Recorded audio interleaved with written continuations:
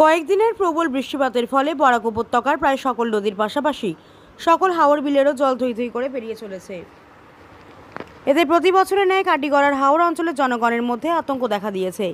কাটিগড়ার ভারত বাংলাদেশ সীমান্তবর্তী চণ্ডীনগর প্রথম, দ্বিতীয়, তৃতীয় খণ্ড ও লেভারপোতা, আমতলা ইত্যাদি এলাকার জনগণের ঘরবাড়ি প্রায় ডুবুডুবু অবস্থায় রয়েছে। এরই মধ্যে এই এলাকার জনগণের মধ্যে নতুন করে আরও এক আতঙ্ক বিরাজ করছে।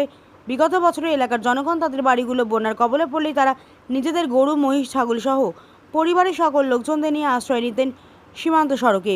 এতে সহায়তা হাত বাড়াত সীমান্ত এলাকা প্রহরায় থাকা বিএসএফ জওয়ানরা, কিন্তু এবার এতে বাধা রয়েছে বিএসএফের তরফে।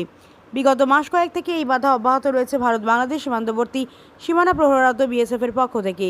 সীমান্ত এলাকার ফেন্সিং কেটে ফেলা, সীমান্ত দিয়ে গরু, মহিষ, এমনকি নেশা সামগ্রী পাচার সহ নানা অপকর্ম একাধিক দেখা দেওয়ায় প্রেক্ষিতে বিএসএফের পক্ষ থেকে এই ধরনের পদক্ষেপ গ্রহণ করা হয়েছিল, যার ফলে সীমান্তে সহজ সরল প্রকৃতির জলমগ্ন জনগণ আজ আতঙ্কিত হয়ে এলাকার 14 নম্বর চণ্ডীনগর এলপি স্কুলে এক সভা আহ্বান করে এলাকার পঞ্চায়েত প্রতিনিধিগণ জড়ো হয়ে প্রশাসনের কাছে এই ধরনের দুর্যোগের সময় সীমান্ত এলাকার সড়ক ব্যবহার করার অনুমতি প্রদানের আহ্বান জানান।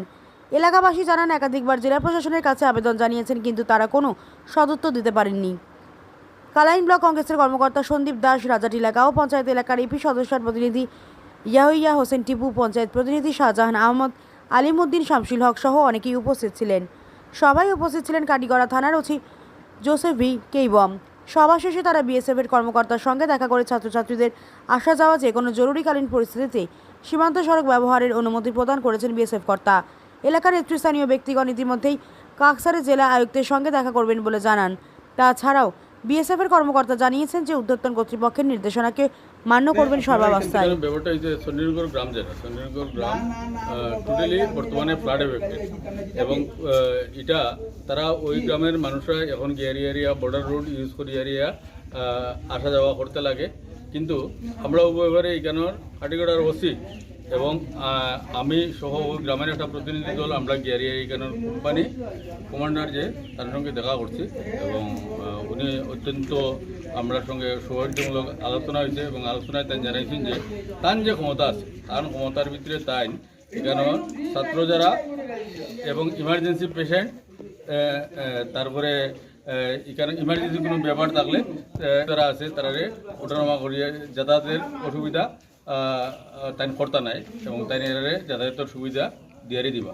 পরবর্তীতে এখানে ওই গ্রামের একটা আমরা একটা ভাই যে এখানে বিএসএফের ডিআইজিরে একটা লেটার লিখছিল ওই ব্যাপারে যে বর্ডার রোড পাবলিকে ইউজ করতে পারে না দেখি আর যেটা ইন্দো বাংলাদেশ পেট্রোলিং রোড আছে এটা পাবলিকে ইউজ করতে পারে না। তখন এটা রিপ্লাই দিছেন যে ডিআইজি এটা হোম মিনিস্ট্রি থেকে একটা রিপ্লাই আইছে, এবং রিপ্লাই দেখা গেছে যে এখানের যারা পাবলিক যারা নর্মাল সিচুয়েশনে তারা এই রাস্তাটা ইউজ করতে লাগবো, এবং এটা আমরা যে কোম্পানি কমান্ডার তার কাছে এটার হার্ড কপি সমঝাইয়ে দেওয়া হয়েছে, এবং তাই বলছেন এটার ব্যাপারে ভেরিফাই করিয়া ব্যবস্থা নিবা। তো এবং আমরা তার কাছে রিকোয়েস্ট রাখছি যে হয়তো ফ্লাড সিচুয়েশন এখন বর্তমানে যেটা আছে এটা আরও ডিটোরেট করতে পারে, তো এটার লাগিয়ে এরিয়া যদি মানুষ আয় এখানে আশ্রয় নিতে তাইলে তাই যাতে এখানে আশ্রয় দেয় না এই ব্যবস্থা তাই রাখই তাই বলছেন এটা তাই বিবেচনা করবো এবং এটা দেখো।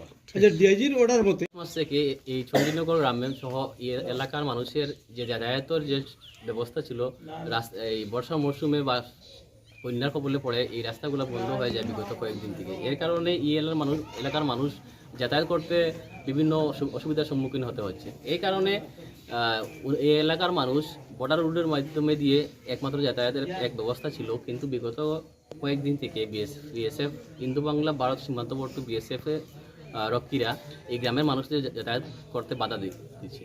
তারপর এই এলাকার মানুষ আজকে প্রায় শতাধিক মানুষ চণ্ডীনগর এলপি স্কুলে বসে একটা আলোচনা হয়, এবং আলোচনার পর এই এলাকার বিভিন্ন প্রতিনিধি এবং আমিও এপি সদস্য প্রতিনিধি হিসাবে বিএসএফের কমান্ডার সাথে আমরা বসে আলোচনা করি। আমার কাটিগড়া থানার ওসি জোসেফ কেবন স্যার সঙ্গে ছিলেন, এবং বিস্তারিত আলোচনার পর এই এলাকার মানুষের স্বার্থে এবং জাতীয় নিরাপত্তার দিকে আমরা আলোচনা করেছি, এবং এখানে একটা সিদ্ধান্তে উপনীত হয়েছে, এবং আমার আশ্বাস দিয়েছেন বিএসএফের কমান্ডার যে আমাদের এই চণ্ডীনগর গ্রামের সহ এই এলাকার বাচ্চাদের যেগুলো ছাত্রছাত্রী আছেন ওদের চলাচল ব্যবস্থা করে দিতে ওনারা সহযোগিতা করবেন, এবং এই এলাকার রোগী বা মুমূর্ষু ব্যক্তিরা বা যে কোনো জরুরিকালীন পরিষেবা আগে দেওয়ার জন্য এই রাস্তাটা ব্যবহার করতে পারবেন সিভিলিয়ানসরা, এবং পরবর্তীতে এই এলাকার মানুষ যাতে ডিসি স্যারের সঙ্গে যোগাযোগ করে এই এলাকার বর্ডার রোডটা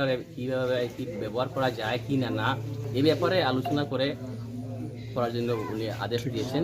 এবং আমরা এক প্রতিনিধি দল আগামী দুই একদিনের ভিতরে ডিসি স্যারের সঙ্গে দেখা করব এবং এই গ্রামের মানুষের যাতায়াতের ব্যাপারে নিয়ে একটা সুরাহা বার করার চেষ্টা করব।